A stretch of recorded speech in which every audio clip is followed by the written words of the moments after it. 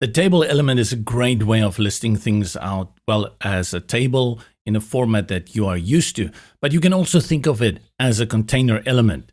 To bring in the table element, we click on Add Elements, and then I will go here in the sidebar on the left, find my table, click, hold, and drag, and drop it into the area.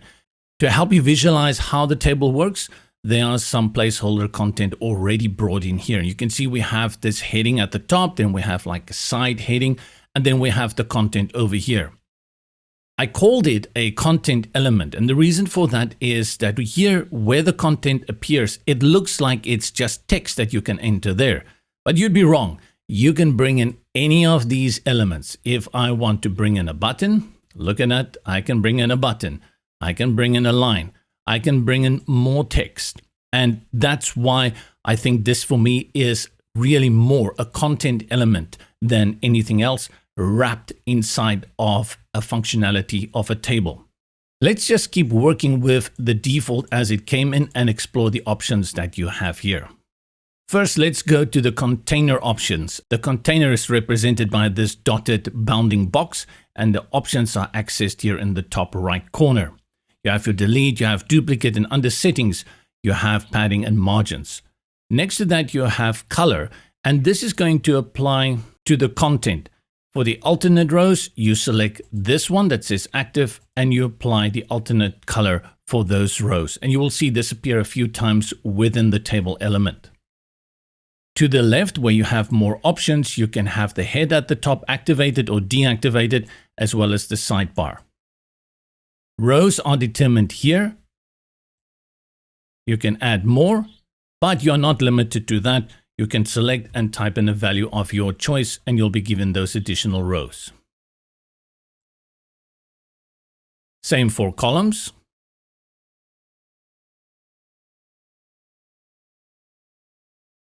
The width is how this table is spaced within its bounding box.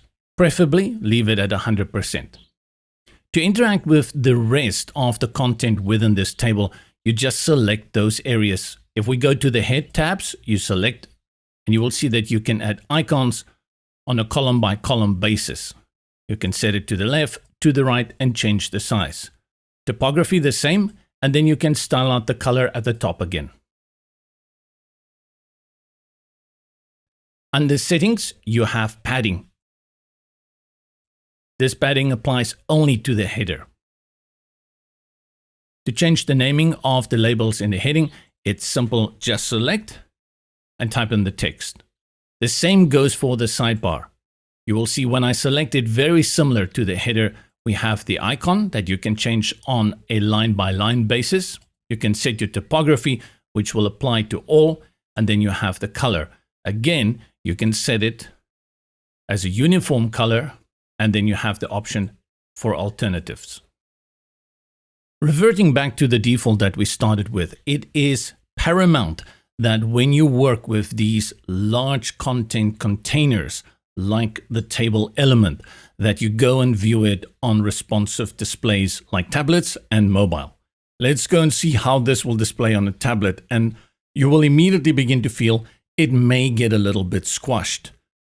Here we only work with 2 columns, but you can understand that if we had more columns here, you will definitely run into a problem. And that's where you may have to decide to do something different, hide this element and bring in something different for a tablet, and then same for mobile. On the mobile, once it does get squashed, you see that we have the scrolling bar at the bottom, which we can move and we can access the rest of the information. So if you really need a big table with lots of content, not all is lost, you will have the scroll function.